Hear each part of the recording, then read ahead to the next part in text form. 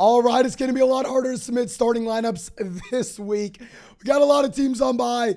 We have a lot of injured running backs. I'm going to do my best to dive pretty deep into these discussing options, give you our top 30 running back rankings.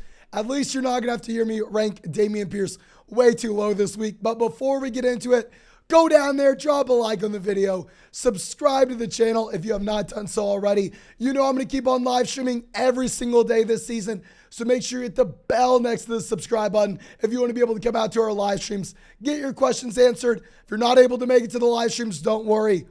Drop your questions down in the comment section. I'll try to answer as many of them as I possibly can. And you know, last but not least, you can check out all these props on Underdog Fantasy. On Underdog, you can also get into some real money fantasy football drafts with us on the live stream during this season. And when you sign up with the link in the description, the link in the comment section, and use promo code FLOCK, they will match your first deposit dollar for dollar up to $100. Available in damn near every single state. That should be it. Let's go through. Let's dive into these rankings. Let's start it off. Tier 1, Saquon Barkley 1. Oh my gosh, in London, overcoming the fact that they have no receivers on their roster at all. This offense still moving with the banged up Daniel Jones.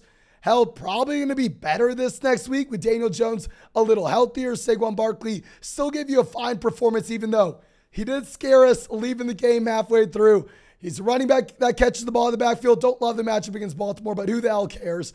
Now going over to a running back 2, Austin Eckler. Eckler's been the running back 1 this season so far. I do think that if you have Keenan Allen coming in, Keenan Allen will take some of those targets away from Austin Eckler. Clearly not a running back getting every touch out of his backfield, but you don't need it. If you're playing an elite level offense and you're going to get every target out of your backfield, like Austin Eckler is still an elite option in fantasy football. Number 3, Nick Chubb. With Nick Chubb, hell, hate the matchup going up against the Patriots. Like, you don't want to be going up against this Patriots run defense, especially if you're a running back that doesn't catch the ball. But how do we not have Nick Chubb in the top tier at this point? Nick Chubb is the running back 2 in fantasy in a full PPR league. I mean, I think that he's going to give you that guaranteed 100 rushing yards and rushing touchdown. Be very interested to see what Nick Chubb's rushing yard prop is on Underdog this week. Going over to 4, we are going to have Christian McCaffrey. With CMC, I mean, the reason we're going to have him down here is I don't know what to expect. Maybe they remove Matt Rule and everything fixes itself. It is a very tough matchup going up against the Rams, however. It's a very, very bad offense. Christian McCaffrey's Christian McCaffrey, though, so he does have to remain in that top tier. Now, dropping down to our next tier, we are going to have Alvin Kamara at 5. With Kamara, you know, we had him as a buy low running back last week and a buy low running back the week before. I wish I could come flex on everyone here and go, oh my gosh, Alvin Kamara just gave us the running back 1 performance, but freaking Taysom Hill stealing 4 touchdowns. With Alvin Kamara, not only do you have to deal with Taysom Hill, but also Jarvis is coming back. Michael Thomas is probably coming back. Chris Olave is probably coming back. There's going to be a decent amount of weapons in New Orleans that weren't there a week ago. So even if we had Alvin Kamara as one of our top buy low guys over the past few weeks, right next to Breece Hall, I can't put him in the top tier. Now going over to our next guy, we're going to have Jonathan Taylor at 6. I don't know. I'm recording this on Monday, right before the Monday night game. We don't have any official reports on JT.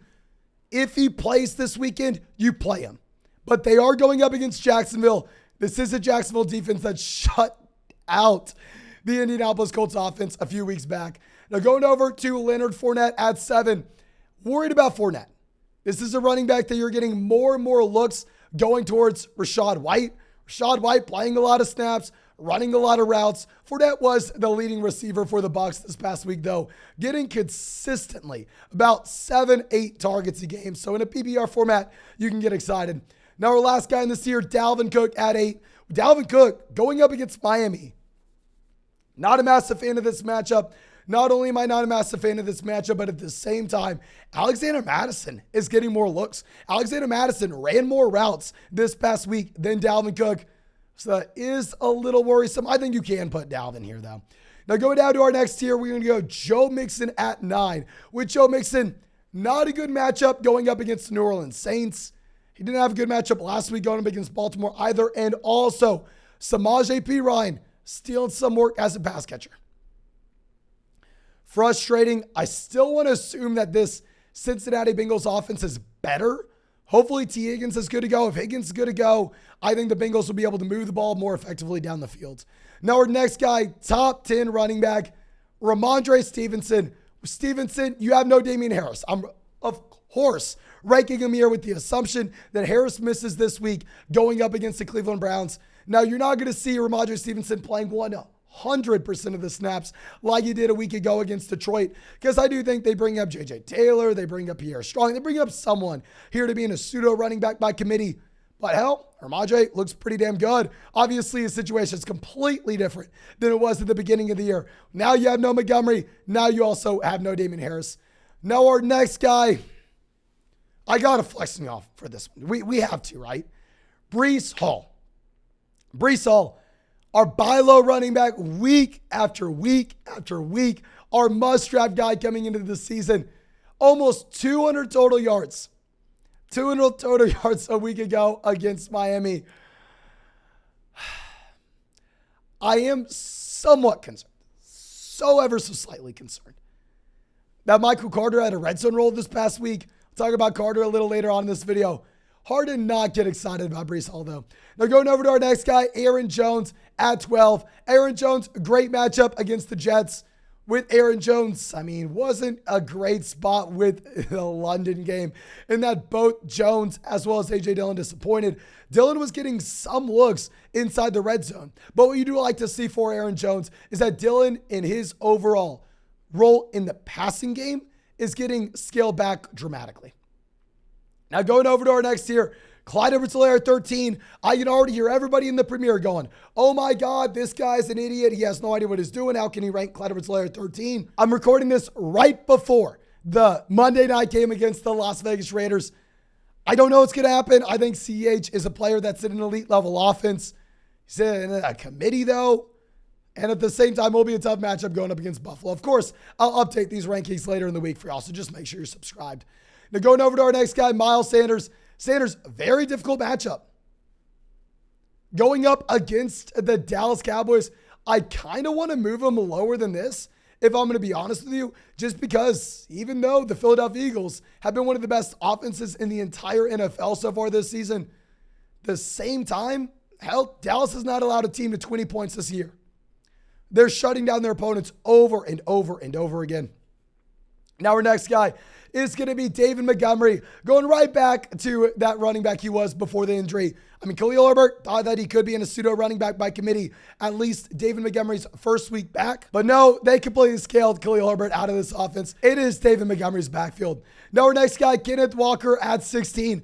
No Rashad Penny. Now he still will be in a committee, still going to be in a committee with DJ Dallas. Walker should get pretty much every single snap first and second down. DJ Dallas will get everything on third down. Going up against the Arizona Cardinals kind of is what it is. Not too afraid of this matchup, but I am afraid that in a PPR league, Walker may not have that elite level ceiling. Keep in mind, non-PPR format, move Walker up above this. Now our last guy in this tier, J.K. Dobbins, going up against the Giants. Very weird to see the usage against Cincinnati, but it seemed like every time Dobbins got the ball, he was running people over. He was making moves. Hopefully we see more and more Dobbins as he gets healthier and healthier. But dropping down to our next tier here, we are going to go Jeff Wilson against the Atlanta Falcons. One of my favorite bets on underdog for this week so far, of course, they're going to have so many player props when we get closer to the games, is looking at the under of Jeff Wilson at 84.5 rushing yards. Obviously, if he goes over, he'll be a much better player than where we have him ranked. Great matchup against the Atlanta Falcons. I'm just worried because I thought Tevin Coleman was no longer in the NFL. And hell, Tevin Coleman is right there playing alongside Jeff Wilson. Good matchup, team that wants to run the ball, but come on, are we in a committee again? Now our next guy, Najee Harris at 19. I'm throwing my hands in the air. I don't know what to do. I don't know what to do. Very tough matchup this week going up against the Tampa Bay Buccaneers. I would love to rank Najee lower than this, but the issue is, who the hell do I put above him? Please go to the comment section. If you disagree with these rankings, Please let me know your opinion. If you think Najee needs to be lower than this, please comment the players that you think should be ranked above him. I mean, Jalen Warren played more snaps this past week. Keep in mind, it was a blowout. Now our next guy, James Robinson at 20. Obviously a big-time faller from a week ago. Well, a week ago, I was looking at James Robinson saying, okay, this matchup against Houston is going to be juicy. Well, now going up against the Indianapolis Colts, and Travis Etienne has expanded his role every single week since week 2 here. A little bit more concerned about James Robinson. Now our next guy, Raheem Mostert going up against Minnesota. This is going to be the first time that we've had him ranked this high. And I was super impressed with what we had a week ago. I mean, you had literally nobody. Skylar Thompson at quarterback for the Miami Dolphins. You had nobody to push the ball down the field. However, Raheem Mostert still went over 100 rushing yards. Chase Edmonds completely phased out of this offense. Hopefully we get Tua Tagovailoa back soon. I think it's going to be Teddy Bridgewater this week. I think it's going to be probably a bad offense until Tua comes back, but hell. I mean, Raheem Mostert also is seeing some looks as a pass catcher. I think that if you are 100% certain that it wasn't Skylar Thompson at quarterback this week, you could even maybe move him up a little bit beyond here. But now our next guy is going to be A.J. Dillon. A.J. Dillon scaled back going into last week's game. A.J. Dillon had 7 more carries than Aaron Jones on the season. But now looks like they're scaling his receiving game usage back, which obviously is a massive concern. This offense doesn't look like what it's been over the past 5 years. Now our last guy, very similar to A.J. Dillon, Kareem Hunt going up against the Patriots. Don't like the matchup here. Dillon has a better matchup against the Jets. That's why we're going to go Dillon over Hunt. But with Hunt playing behind an elite offensive line, I think these running backs are just going to be very comparable to each other rest of season. And that you're looking at guys that are in running back by committees, where you can start them as low in running back 2s, but you need to value them higher than that, knowing that if the other running back in their backfield were to go down, then all of a sudden they could be top 5 options overnight. But now our next tier, starting off, Ezekiel Elliott at 23. Horrible matchup going up against Philadelphia. I don't know why I'm ranking him this high. I mean, if we are looking at Ezekiel Elliott here, this is a running back that's expanded his role despite looking very bad. I mean, I know everybody's lost all hope on Ezekiel Elliott. I didn't like him coming into the season, but if anything, if he's getting 20 carries in an offense that should get better as the season goes on. Touches are touches. Volume is volume. Now going over to our next guy, Melvin Gordon. Melvin Gordon, I would rank him significantly higher than this if A, Russell Wilson was better, or B, you did not have Latavius Murray coming in here. What I'm worried about is I'm worried that this will be a 3-man running back by committee with Melvin Gordon, with Latavius Murray, with Mike Boone in a bad offense. It's hard to know exactly who we want to start, so I don't know. It is very tough. It is also possible that Latavius Murray comes in and goes, okay, I'm just taking the Mike Boone touches. Melvin Gordon, you keep your role. Now going over to our next guy, we're going to have Travis Etienne, 26. With Etienne, as we've discussed, he's been expanding his role. As you've seen James Robinson falling back.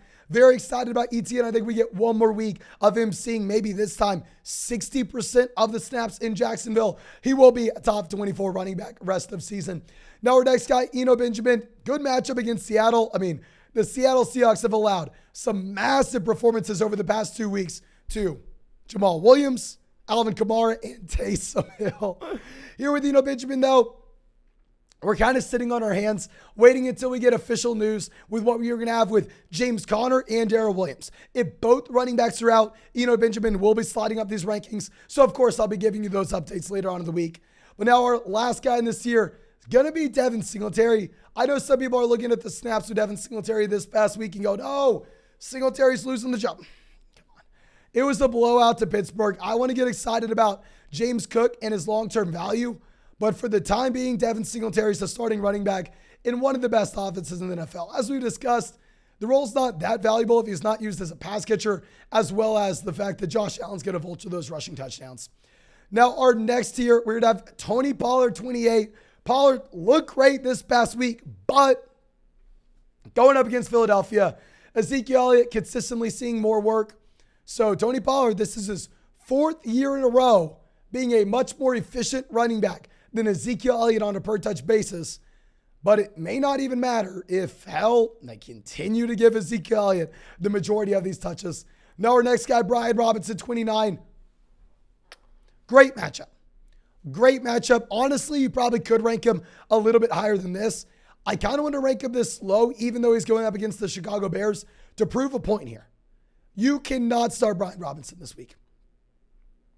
Please, I know we are already having people in the comment section typing out, oh, Mason, do I start Brian Robinson or David Montgomery? Do I start Brian Robinson or Ramondre Stevenson? Brian Robinson is in a 3-man running back by committee for the time being in one of the worst offenses in the NFL. I am rooting for him. I want him to succeed. Everybody does. But you have Antonio Gibson, you have J.D. McKissic, and Brian Robinson splitting this backfield. If you were maybe in a better offense, you get away with it, especially in a good matchup going up against Chicago. Just so hard to be comfortable with this. Now our last guy had multiple touchdowns this past week. Michael Carter. Just go away, Michael Carter, please. Just go away. I mean, Breece Hall continue to get more and more of this offense as Michael Carter is phased out. But now Michael Carter should still see some targets out of the backfield.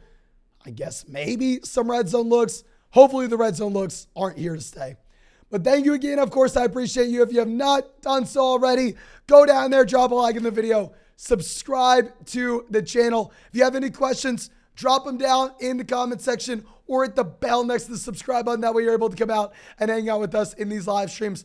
Last but not least, of course, if you want to go check out any of these player props on Underdog Fantasy, find the link in the comment section. Find the link in the description. Go sign up. Use promo code FLOCK. They'll match your first deposit dollar for dollar up to 100. So you're going to deposit $10, have $20 in your account like that. And you'll be able to get into some fun drafts with us on the live stream. Thank you again. I appreciate you. Hope you have a great day. Hope I get to see you in the live stream tonight.